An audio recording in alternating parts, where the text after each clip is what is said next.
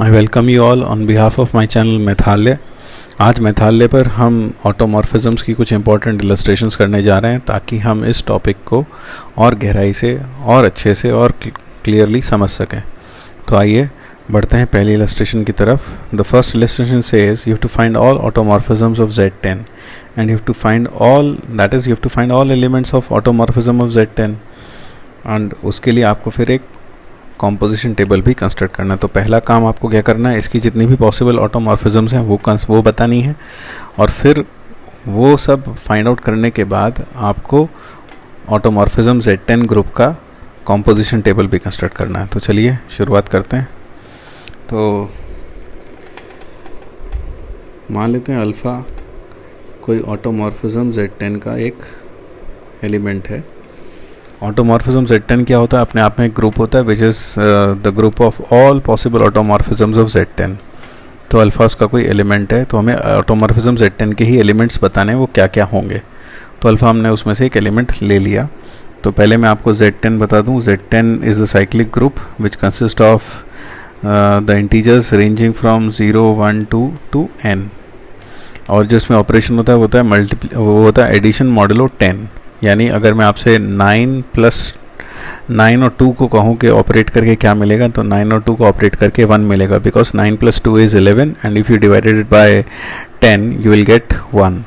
Similarly if I ask you 5 + 5 and 9 को operate करके क्या मिलेगा, तो दैट विल बी 4, क्योंकि 5 + 9 is 14 and when you divided it by 10 you will get 4। So that is the operation on Z10। और alpha क्या है, एक ऑटोमॉर्फिज्म है Z10 पर। ये हमने एक एलिमेंट एज्यूम किया है Z10 का। तो what do we claim? First of all we claim that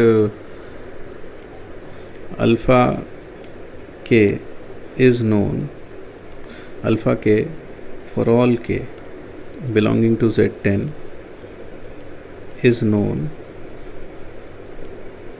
if alpha 1 is known। यानी हम क्या कह रहे हैं, किसी भी ऑटोमॉर्फिज्म के लिए अगर आपको अल्फ़ा 1 पता है तो फिर आपको पूरा का पूरा वो ऑटोमॉर्फिज्म एक तरीके से मालूम है। यानी सिर्फ अल्फ़ा 1 पता लगने की देरी है, तो आप अल्फ़ा के किसी भी के लिए फाइंड आउट कर सकते हो। ऐसा क्यों? Because what is the reason for it? देखिए, alpha k can be written as alpha जहाँ के Z10 का कोई मेंबर है। और ये ग्रुप कैसा है? साइक्लिक ग्रुप होता है। Z10 is a cyclic group और उसका जनरेटर क्या क्या है? उसके जनरेटर्स हैं 1, फिर अगला जनरेटर है 3, फिर 7 और फिर 9। क्योंकि आपको मालूम होना चाहिए किसी भी साइक्लिक ग्रुप का जो भी जनरेटर होता है वो सपोज द जनरेटर इज़ 1, तो इसका जो दूसरा जनरेटर होगा वो होगा 1 to the power 3 and 1 to the power 3 means 1 + 1 + 1 3 times and that will give you 3। क्योंकि 1 का ऑर्डर 10 है तो 10 के रिलेटिवली प्राइम कौन सा नंबर हुआ? 3। तो अगर ए जनरेटर है और ए का ऑर्डर कितना है? n, तो ए की पावर k भी जनरेटर होगा और उसका ऑर्डर n होगा, provided n and k are relatively prime. यानी n k का जो GCD है वो कितना होना चाहिए? 1 होना चाहिए। तो ये एक इंपॉर्टेंट बात हमने साइक्लिक ग्रुप में पढ़ी है। अगर आपको ये याद नहीं है तो साइक्लिक ग्रुप वाला वीडियो बिल्कुल ज़रूर देखें। तो मैंने फिर से बोल रहा हूँ, मैंने क्या कहा है कि अगर मान लीजिए मेरे पास एक साइक्लिक ग्रुप है जिसका जनरेटर है a और उसका ऑर्डर है n, तो a की पावर k भी उसका जनरेटर होगा, प्रोवाइडेड n और k का जो HCF है वो कितना हो जाए? 1 हो जाए। तो इसीलिए यहाँ पर जो Z10 के जनरेटर्स हैं वो क्या हो जाएंगे? 1, 3, 7 और 9। These will be the generators of Z10। तो फिलहाल alpha k can be written as, क्योंकि 1 इसका जनरेटर है तो ये k डेफिनेटली k जो है that can be written as 1 + 1 + 1 + 1 k times. तो ऐसे हम अल्फ़ा 1 + 1 + 1 k टाइम्स लिख सकते हैं। और जैसे ही हमने इसे 1 + 1 + 1 k टाइम्स लिखा, अब क्योंकि ये आइसोमॉर्फिज्म है, ऑटोमॉर्फिज्म है, आइसोमॉर्फिज्म है, एक ही बात है, तो this can be written as alpha 1 + alpha 1 k times and this is nothing but k times alpha 1। ध्यान रखें, alpha 1 + alpha 1 + alpha 1 k times is equal to k times alpha 1। यहाँ k टाइम्स अल्फ़ा 1 का मतलब क्या है? It is k times alpha 1 modulo 10। यानी मान लो अगर अल्फ़ा 1 आपके पास में से इफ़ अल्फ़ा 1 इज से 5 तो इफ़ अल्फ़ा 1 इज 7, अल्फ़ा 1 मान लो 7 है, अगर अल्फ़ा 1 7 है तो इसका मतलब इट इज़ 7 + 7 और k मान लो 3 है, तो इट इज़ 7 + 7 + 7 3 टाइम्स, तो 7 + 7 + 7 3 टाइम्स मॉडुलो 10, तो 7 + 7 is 14 and 14 that is nothing but 4 plus 7 modulo 10 and that will give you 1। और अगर हम इसको ऐसे भी देखें तो आप 7 3 से सीधा सीधा 21 कर लें, 21 modulo 10 that will also be 1। तो कहने का मतलब क्या है, अल्फ़ा 1 + अल्फ़ा 1 + अल्फ़ा 1 यहाँ पर जो ऑपरेशन है वो क्या है, मॉड्यूलो 10 है। ये प्लस में बीच में जो ये प्लस लगा है ये मॉड्यूलो 10 है। तो अल्फ़ा 1 कितनी बार लिखा है, k बार लिखा है, तो हम इसे लिख सकते हैं k टाइम्स अल्फ़ा 1 मॉड्यूलो 10। यहाँ पर मॉड्यूलो 10 है, यानी यहाँ लिखा नहीं है but it is understood that is k times alpha 1 modulo 10। बिल्कुल ऐसी जैसे 7 + 7 + 7, अगर मैं पहले इन दोनों 7 को ऑपरेट करूँ तो 4 आया, और फिर उस 4 को मैं 7 के साथ ऑपरेट करूँ तो 11 आएगा, और 10 से डिवाइड करूँगा तो आंसर 1 आएगा। जबकि इसे मैं सीधा लिख सकता हूँ 3 × 7 21 modulo 10 that will give you 1 again. तो इसलिए हम इसे k टाइम्स अल्फ़ा 1 मॉड्यूलो 10 लिख सकते हैं। सो देयरफॉर अगर आपको अल्फ़ा 1 पता चल गया तो अल्फ़ा k पता चल जाएगा।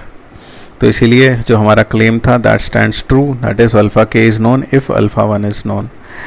अब यहाँ एक और देखने वाली बात है कि 1 का जो ऑर्डर है दैट इज़ 10, क्योंकि वो जनरेटर है Z10 का, तो अल्फ़ा 1 का ऑर्डर भी 10 होना चाहिए। क्यों? क्योंकि हम जानते हैं कि अगर हमारे पास एक आइसोमॉर्फिज्म है from group G to G dash and the order of A is n, then the order of phi A that is the automorphism मान लो phi था, तो phi ऑफ A उसका ऑर्डर भी कितना होना चाहिए, n होना चाहिए। तो यहाँ पर 1 का ऑर्डर 10 है, तो अल्फ़ा ऑफ 1 का ऑर्डर भी कितना होना चाहिए, 10 होना चाहिए। लेकिन अल्फ़ा 1 जो है that is an element of Z10, क्योंकि it is an automorphism from Z10 to Z10। तो अल्फ़ा 1 का ऑर्डर अगर 10 है तो अल्फ़ा 1 क्या क्या हो सकता है, इट कैन बी 1 3 7 और 9, क्योंकि अभी थोड़ी देर पहले मैंने आपको बताया कि Z10 के जो जनरेटर्स हैं वो क्या क्या हो सकते हैं, इट कैन बी 1 3 7 और 9, यानी इन सब का ही ऑर्डर 10 हो सकता है, इसके अलावा कोई और एलिमेंट का ऑर्डर 10 नहीं होगा। तो अल्फ़ा 1 की मैपिंग या तो 1 पर हो सकती है, या 3 पर हो सकती है, या 7 पर हो सकती है, या 9 पर हो सकती है। So let us assume the mapping alpha 1 alpha 3 alpha 7 alpha 9। Clearly the mappings, ये मैपिंग की बात कर रहा हूँ, कौन कौन सी, alpha 1 alpha 3 alpha 7 alpha 9 are only candidates for automorphism। यही कैंडिडेट्स हैं ऑटोमॉर्फिज्म के, फॉर ऑटोमॉर्फिज्म। ये ही कैंडिडेट्स ऑटोमॉर्फिज्म के क्यों हैं? अल्फ़ा 1 क्या है, अल्फ़ा 1 एक ऐसी मैपिंग है जो 1 को 1 पर मैप करती है, alpha 1 maps 1 to 1। Alpha 3 is a mapping which maps 1 to 3।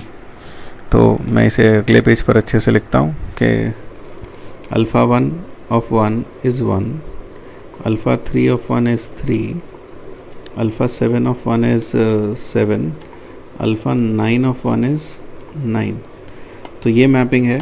तो ऑब्वियस सी बात है कि अल्फ़ा 3 of k वो हो जाएगा 3k, अल्फ़ा 7 of k इसी तरह से हो जाएगा 7k for any k belonging to Z10, alpha 9 of k will be 9 of k, 9 into k, and alpha 1 of k will be k।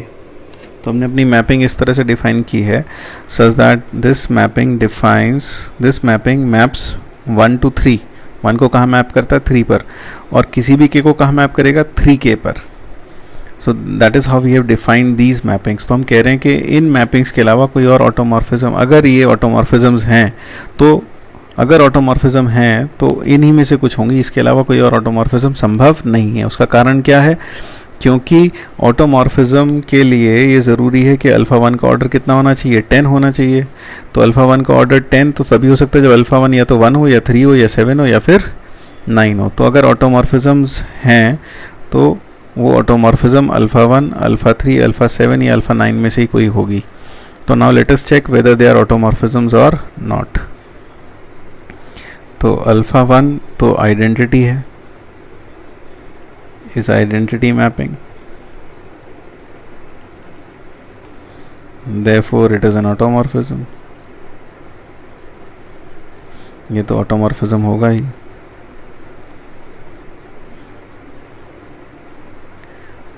तो अब बचा अल्फा 3. नाउ अल्फा 3 इज, हम कह रहे हैं ये 1 1 है. Let us see why it is 1 1. तो ये अल्फा 3 पहले हम ऑन टू प्रूव कर लें तो वो बेटर होगा. ऑन टू से हम 1 1 आराम से आ जाएंगे. Alpha 3 is onto. Alpha 3 onto क्यों? क्योंकि alpha 3 of 1 is 3 and 3 belongs to Z10 is a generator. ये क्या है? जनरेटर है Z10 का. और जब ये जनरेटर है Z10 का, this implies alpha 3 is onto. अब आप सोच रहे होंगे ये कैसे अल्फा 3 ऑन टू हो गया, तो ज़रा समझें आप. यहाँ मैं थोड़ा रफ काम कर देते हैं. मान लीजिए आपने अल्फा 1 का स्क्वायर किया. 1 का स्क्वायर का मतलब यहाँ पर है 1 + 1, तो that will be nothing but 3. That will B 5 of alpha 3 of 2. That will be nothing but alpha 3 of 2, and alpha 3 of 2 will be nothing but 3 × 2. और 3 × 2 का मतलब 3 + 3, जो कि एक तरीके से 3 स्क्वायर हो गया. तो जब आप 1 के ऊपर एक तरीके से जो पावर लगा रहे हो, वो पावर अल्टीमेटली किस में ट्रांसफ़र हो जा रही है? 3 पर ट्रांसफ़र हो जा रही है. तो जब आप 1 पर पावर लगाओगे 1 से लेकर 10 तक, तो 3 पर भी पावर 1 से 10 तक लगेगी. और जब 3 पे पावर 1 से 10 तक लगेगी तो 3 का ऑर्डर कितना है? 10. तो 3 की पावर जब 1 से 10 तक लगाएंगे तो हमें जो भी आउटकम्स मिलेंगे, वो कितने आउटकम्स मिलेंगे? 10 आउटकम्स मिलेंगे. और वो सब किसके एलिमेंट्स होंगे? Z10 के, क्योंकि 3 क्या है? जनरेटर है. सो 3 की पावर जब आप 1 से लेकर 10 तक लगाएंगे, हर बार आपको Z10 का एक डिस्टिंक्ट एलिमेंट मिलेगा. और क्योंकि Z10 में 10 एलिमेंट्स ही हैं, तो ऑब्वियस सी बात है सारे के सारे एलिमेंट्स आपको यहाँ मिल जाएंगे. So therefore this function is onto, क्योंकि अल्फा की रेंज में अब हम देख सकते हैं कि सारा का सारा Z आ जाएगा, बिकॉज 3 इज अ जनरेटर. तो 3 की पावर जब बढ़ाएंगे 1 से 10, all the elements of Z10 will be generated. अब अल्फा 3 इज 1 1. हम कह रहे हैं अल्फा 3 1 1 भी होगा. क्यों? Because alpha 3 is a mapping from Z10 to Z10. और Z10 कैसा सेट है? फाइनाइट सेट है. ये एक फाइनाइट सेट है. और जब फाइनाइट सेट में एक हम मैपिंग डिफाइन करें एक फाइनाइट सेट से उसी पर, और वो कैसी हो? ऑन टू, तो वो ऑटोमेटिकली 1 1 भी होगी. So because alpha 3 this is a finite set and alpha 3 is on 2, so this implies alpha 3 will be 1 1. So यहाँ से ये 1 1 भी प्रूव हो गया. अब हमें अगली चीज़ प्रूव करनी है, it is operation preserving. So next we need to prove that it is operation preserving. So operation preserving, so that is what we have to prove. So let us see whether it is operation preserving or not. So alpha 3 of A plus B, जहाँ पर आप ध्यान रखें कि A और B दोनों Z10 के elements हैं, तो that will be equal to, तो देखिए यहाँ पर जो है हमारे पास एक तरीके से it is modulo 10, so that will be equal to 3 times. अब मान लेते हैं कि A plus B modulo 10 is P. इसका मतलब क्या है? A plus B is equal to 10 times such integer plus P, जहाँ P की वैल्यू 0 से लेकर 9 तक कुछ भी हो सकती है. सो यानी कोई भी 0 से 9 integer, positive integer, non negative integer हो सकता है. So that is nothing but I can write this as alpha 3 of P, and that is equal to 3P mod 10. अब अगर मैं P की वैल्यू रखूं तो it will be 3 times A plus B minus 10x mod 10, and that is equal to 3A plus 3B minus 30x mod 10. यानी जब हम इस क्वांटिटी को 10 से डिवाइड करेंगे तो रिमाइंडर जो आएगा वो इसका वैल्यू होगा, लेकिन 30x तो 10 से डिविजिबल है, तो वी कैन रिमूव दिस। तो अपने पास आ गया 3a प्लस 3b मॉड 10। तो 3a plus 3b mod 10 and this is equal to 3a mod 10 plus 3b mod 10 whole mod 10. So that is nothing but this is phi of, this is not phi, this is alpha 3 of a plus alpha 3 of b mod 10. इसी बात को हम कैसे लिखते हैं, alpha 3 of a plus alpha 3 of b. So therefore it is operation preserving. Therefore alpha is operation preserving. तो अगर ये ऑपरेशन प्रिजर्विंग है तो अल्फा क्या हो गया, alpha becomes a automorphism. Therefore alpha is an automorphism. Alpha 3 is an automorphism. तो alpha 3 एक ऑटोमॉर्फिज्म हो गया.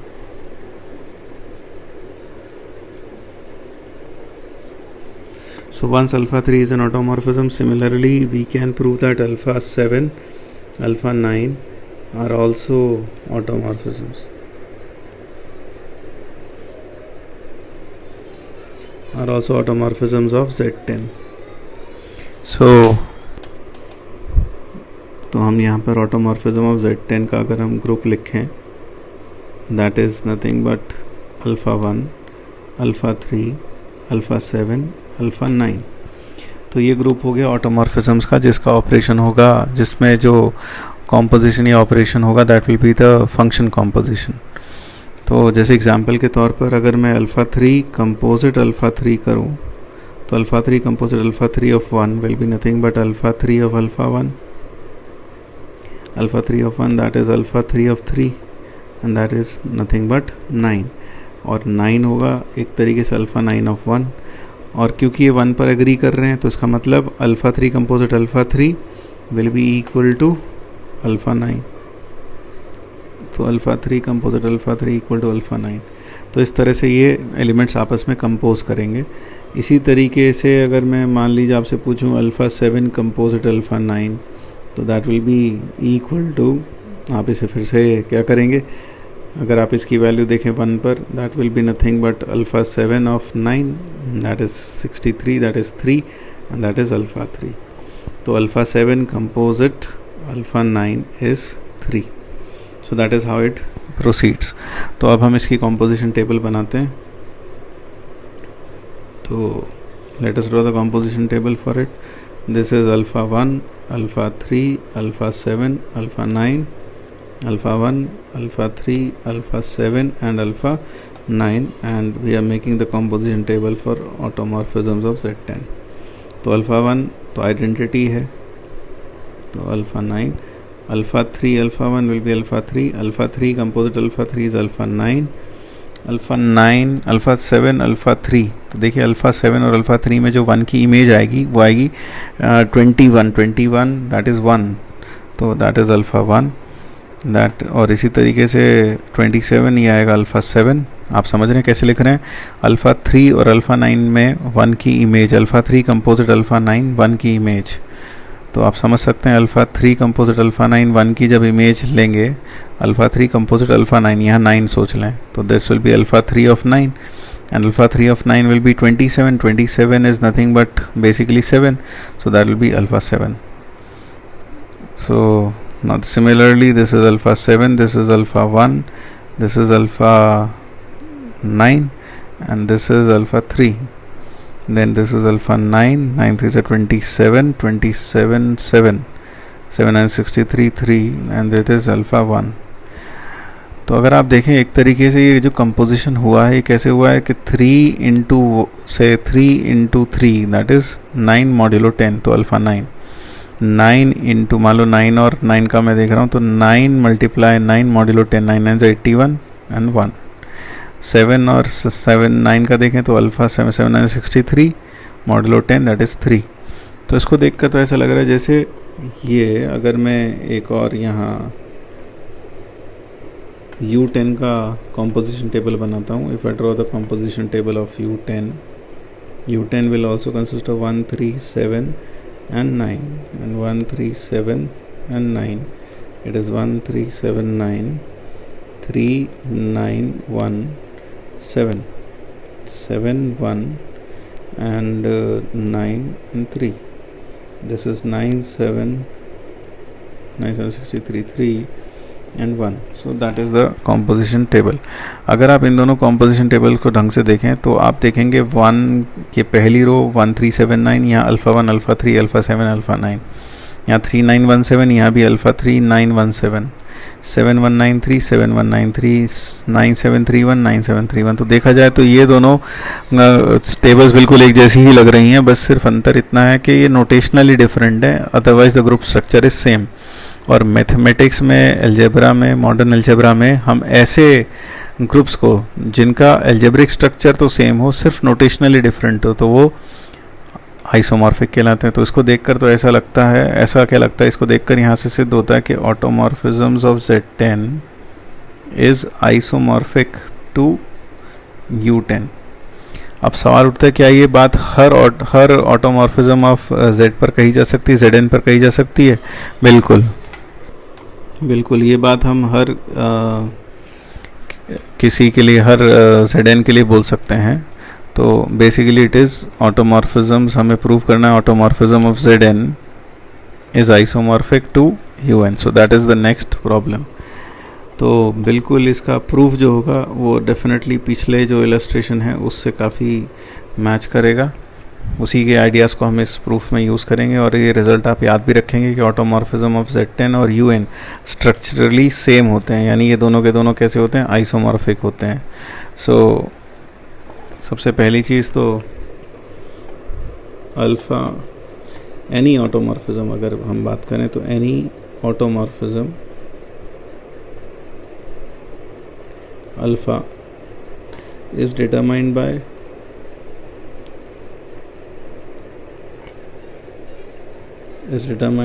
the value of alpha 1। ये भी हम देख चुके।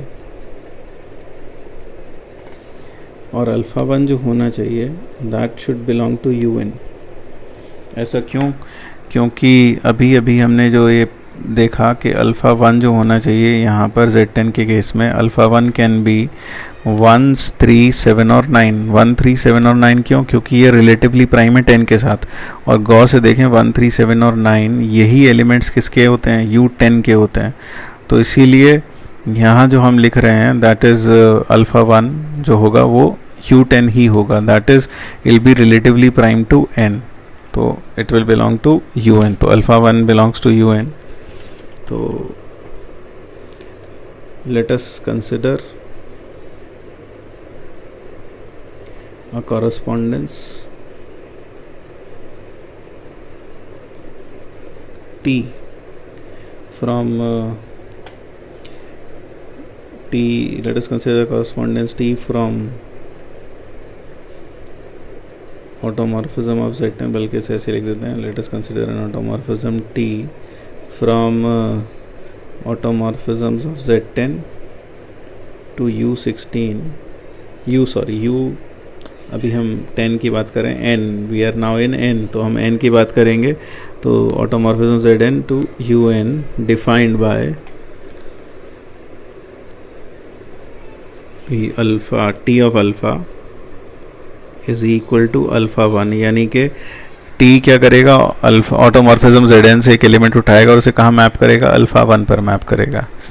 सो we say that this is n, ये क्या है, ये एक आइसोमॉर्फिज्म है। तो उसके लिए हमें प्रूफ करना पड़ेगा T is first of all 1 1। तो T कैसा है, 1 1 है। तो चलिए आइए प्रूव करते हैं। मान लेते हैं T of alpha is equal to T of beta, जहाँ अल्फ़ा बीटा दो ऑटोमॉर्फिज्म ऑफ Z10 के एलिमेंट्स हैं। So that is nothing but alpha 1 is equal to beta 1। So this implies that alpha k will be equal to beta k for all k belonging to Zn. So this implies that alpha is equal to beta, therefore it is 1 1. अब बात आती है on to की. So we have to prove t is on to. तो t is on to, that is what we have to prove. तो t ध्यान रखें एक मैपिंग है कहाँ से कहाँ. It is a mapping from Zn to Un. तो Zn से Un पर मैपिंग है, तो हमें प्रूव करना पड़ेगा कि Un के हर एलिमेंट की एक प्री इमेज मिलेगी. तो let R belong to Un, then define a mapping. एक मैपिंग डिफाइन कर लेते हैं. Define a mapping say alpha from so we define a mapping from Zn to Zn given by, कैसे given है वो, it is alpha of S is equal to Rs mod n for all S in belonging to Zn. Then आप इससे previous lecture देखेंगे, lecture number 11E, तो आप पाएंगे उसमें लास्ट इलस्ट्रेशन में हमने ये प्रूव किया है कि ये जो मैपिंग है ये एक ऑटोमॉर्फिज्म है. Then by illustration in lecture 11E we have alpha is an isomorphism, is an automorphism of Zn. तो अब हमें ये ऑटोमॉर्फिज्म तो है, so therefore t of alpha will be equal to, ये अल्फ़ा को कहाँ मैप करेगा, अल्फ़ा 1 पर, और अल्फ़ा 1 क्या होगा, r इंटू 1 मॉड n, लेकिन r तो n से छोटा है और रिलेटिवली प्राइम है, तो that will be equal to r. Therefore for every r belonging to Un there exists a pre-image alpha in automorphisms of Z10. So therefore t is onto. तो यहाँ से t onto प्रूव हो गया. अब अगली चीज़ हमें प्रूव करनी है कि t ऑपरेशन प्रिजर्विंग भी है. t is operation preserving. So let us prove this, that it is operation preserving. तो चलिए प्रूव करते हैं. तो t of alpha composite beta will be equal to t of alpha composite beta of 1. That is nothing but alpha of beta 1, and alpha of beta 1 will be alpha of alpha 1 plus alpha 1 plus alpha 1. ये कितने times होगा, beta 1 times होगा, and that is nothing but alpha 1 into beta 1 modulo n. So this is nothing but t alpha into t beta. So it is operation preserving.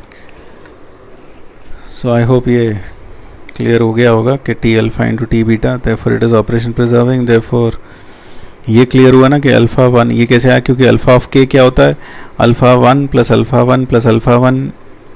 T of alpha of के क्या होता है, alpha 1 plus alpha 1 plus alpha 1. कितने times, के times, तो ये कितने times आ गया, बीटा 1 टाइम्स आ गया. तो alpha 1 plus alpha 1 plus alpha 1 जो है यहाँ पर, अगर हम इसको बीटा 1 टाइम्स ऐड करें तो दैट विल बी, और यहाँ जो ऑपरेशन है मेरे पास वो है एडिशन मॉडुलो n. लेकिन ये एडिशन मॉडुलो n अल्फ़ा 1 कितने टाइम्स लिखा है, बीटा 1 टाइम्स. तो that changes to alpha 1 into beta 1 multiplication modulo n. आप इसे ऐसे समझें जैसे कि मैं कह दूँ कि 2 प्लस 2 प्लस 2 प्लस 2 एंड से वी हैव मॉडुलो 3. तो आप इसे समझें कि it is nothing but it is 8 modulo 3. 8 multiple, it is 4 into 2 modulo 3. 4 into 2 modulo 3 and that will be nothing but 2 only. और इसे ऐसे देख लें आप, तो this will be 4 plus 3 2 plus modulo 2, this will be 6, modulo 3 that will be 0, तो ये 0 modulo 2 that will be 0 plus 2 modulo 3 will be 2. तो एक तरीके से ये जब हम 2 को कितनी बार ऐड किया, 4 बार ऐड किया modulo 3 में, तो that changes to 4 multiply 2 modulo 3. So this is alpha 1 plus alpha 1 plus alpha 1. तो यहाँ पर जो ऑपरेशन है, ये जो प्लस वाला जो ऑपरेशन है बीच में, that is addition modulo n, written how many times, beta 1 times. Now this addition modulo n can be written as beta 1 into alpha 1 modulo multiplication modulo n. So this is t alpha into t beta in un. तो यहाँ पर जो इनके बीच में जो operation है वो है मल्टीप्लिकेशन मॉडलो n है. So that is nothing but t alpha into T beta modulo n. आप समझ गए, ये तो अच्छे से समझ में आ गया होगा आपको, ठीक है. Therefore t is operation preserving, so therefore t is an isomorphism.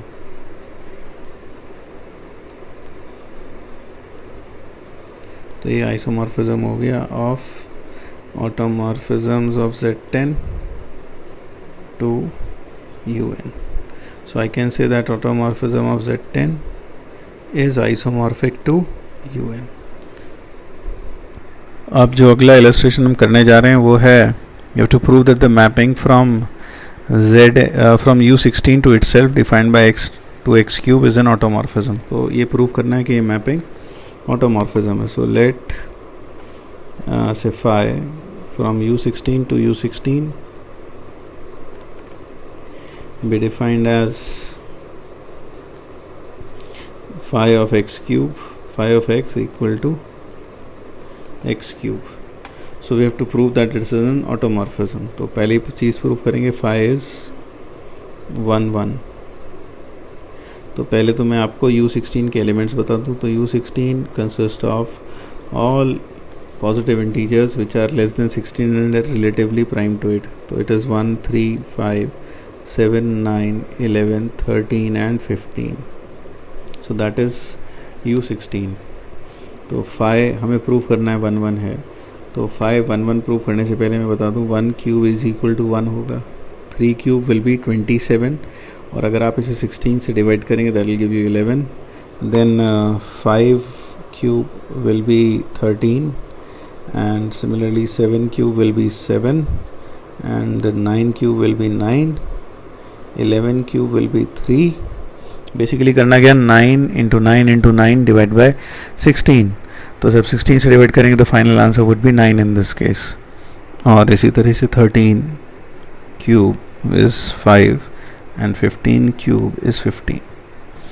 तो आप एक चीज़ गौर से देखें कि इसमें कहीं पर भी रिपीटिशन नहीं है. रिपीटिशन का मतलब कहने का ये है कि जो क्यूब का जो वैल्यू आता है, 3 क्यूब का जो वैल्यू आता है U16 में, that is when you operate 3 with 3 times, then you get 11, and 11 is nowhere seen in the list. इसमें और कहीं पर नहीं दिखाई देता. यानी 11 सिर्फ तभी आ सकता है जब आप 3 का क्यूब करें. U16 में 7 का क्यूब करने पर 7 आ रहा है, और किसी एलिमेंट का क्यूब करने पर 7 नहीं आ सकता. यानी डिस्टिंक्ट एलिमेंट्स का क्यूब करने पर डिस्टिंक्ट आंसर ही आएगा. सो अगर मुझे 1 1 प्रूव करना है तो let phi of x is equal to phi of y. तो phi of x equal to phi of y का मतलब x cube mod 16 is equal to y cube mod 16. तो यहाँ पर मैंने आपको बताया ये जो phi x है ये x क्यूब पर मैपिंग हो रही है. x क्यूब पर मैपिंग का मतलब आप अच्छे से समझ जाएं कि x क्यूब पर मैपिंग का मतलब क्या है. x क्यूब पर मैपिंग का मतलब यह है कि अगर मान लीजिए suppose this is your U16 और एक यहाँ मैंने U16 बनाया, तो अगर मैं यहाँ पर सिर्फ आई पिकअप 2 ओवर हियर, तो ये 2 की मैपिंग यहाँ पर होगी. देखिए 2 का क्यूब कितना हुआ 8, तो 2 की मैपिंग तो 8 पर हो गई. लेकिन सपोज इफ आई पिकअप 3, तो 3 की मैपिंग 3 का क्यूब जो कि 27 होगा, लेकिन 27 तो U16 में मिलता ही नहीं है. तो it is nothing but 27 divide by 16, तो दैट इज़ 11. तो 3 की मैपिंग 11 पर होगी. यानी it is 3 cube modulo 16. Similarly 2 cube modulo 16 is 8, 3 cube modulo 16 is 11. तो phi of x is x cube modulo 16 and y cube modulo 16. So but हम जानते हैं कि एक्स क्यूब मॉडलो 16 और वाई क्यूब मॉडलो 16 तो तभी हो सकता है जब ये दोनों एलिमेंट्स सेम हो।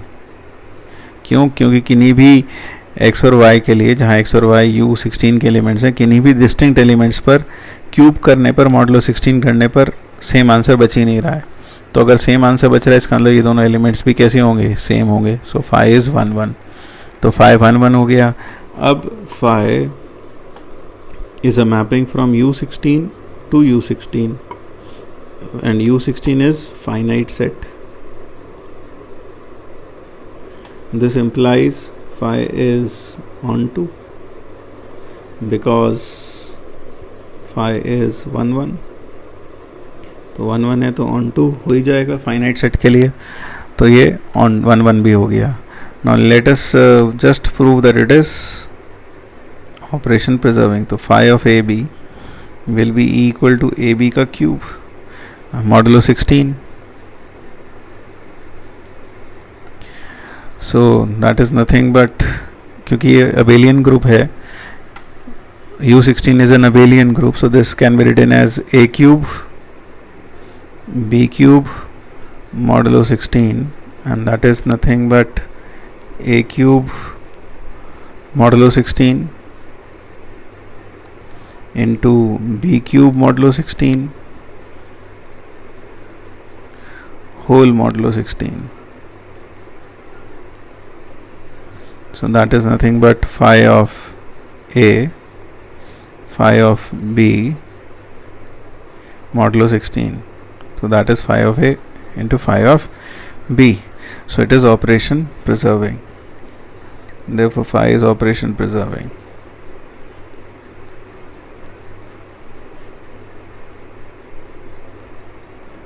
तो ऑपरेशन प्रिजर्विंग हो गया, तो therefore phi is an isomorphism, is an automorphism, और यही हमें प्रूव करना था। तो I hope you would have got this. तो thank you, meet in the next video. तो कुछ और नए रिजल्ट्स और कुछ और नए क्वेश्चंस के साथ फिर मिलेंगे। Till then thank you.